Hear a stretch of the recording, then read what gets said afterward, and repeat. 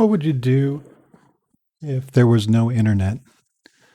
If there was no cell phones, no YouTube, no TikTok, no none of these places you go, no, how about no TV?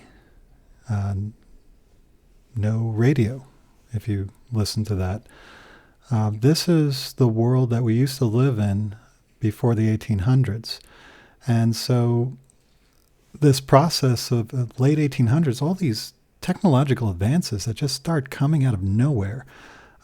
Nicholas Tesla, we know from the Tesla cars. This is who those cars are named after, is Nicholas Tesla.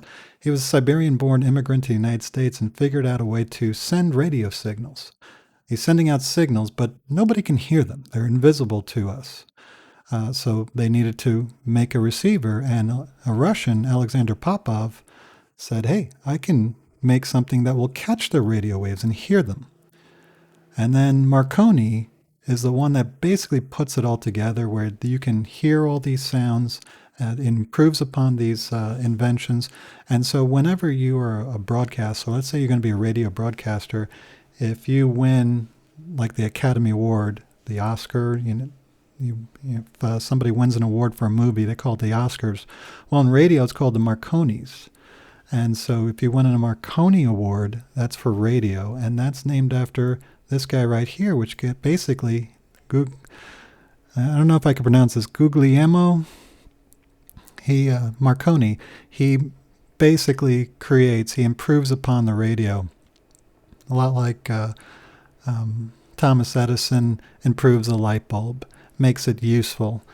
These inventions, he didn't come up with the actual inventions, but he figured out a way to make it useful. Steve Jobs, perfect example of Apple, making computers useful to everyday people. And that's where the real genius lies, and that's why Marconi gets a lot of this credit.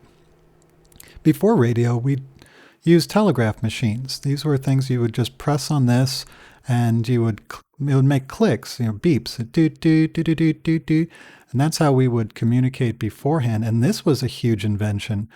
Being able to communicate and send telegraphs to people was amazing for people in the 1800s. Otherwise, you had to send a letter. You had to send a courier to send a message. So a lot of communication was highly localized. We did not have communications really until the 1800s. If you wanted to talk to somebody, you had to go up to them and talk to them. Telegraph changes all that. We don't have to send messages with a letter or with a person. And of course, in 1876, see how fast things are happening here. Telephone, Alexander Graham Bell, we already talked about him. He gets the telephone going and is able to set up communications so people can actually talk to each other from distances. Again, we take this for granted that we can just pick up our cell phone and call anybody that we want at any time. The telephone didn't get started until 1876. And so this starts creating radio broadcasts. People are able to hear music that they haven't heard before. You don't have to be a rich person and attend a concert and pay lots of money. You could just have a radio and listen to what's going on.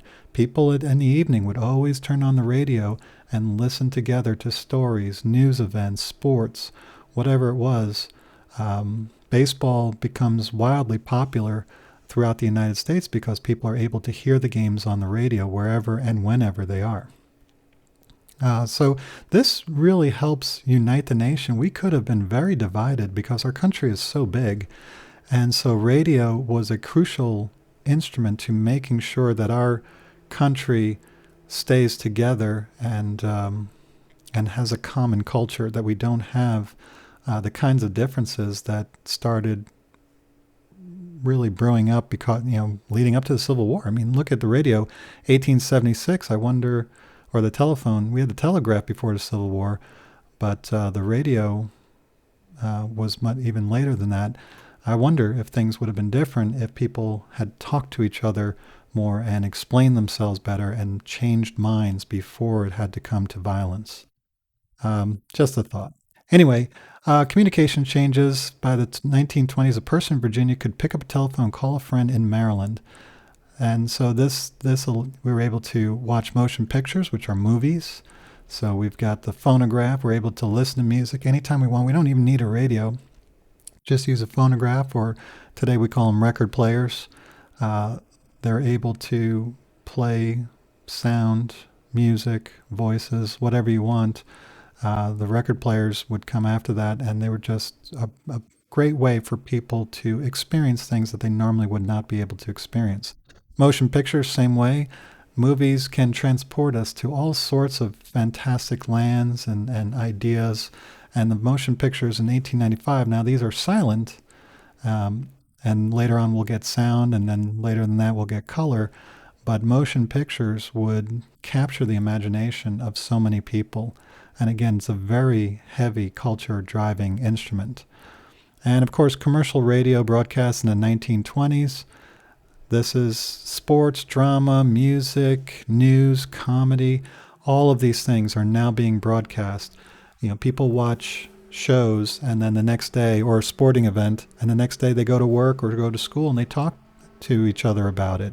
And it was a great unifying, um, again, instruments to keep this country together and have a singular culture.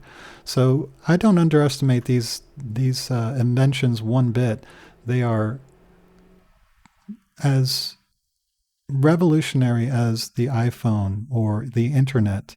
All of these things start building upon each other and giving people the ability to communicate with each other, which sometimes can be bad, but a lot of times it's good. Think about how much time you spend on your phone or iPad or watching the TV instead of doing other things. That is a testimony to how important these things are to our lives.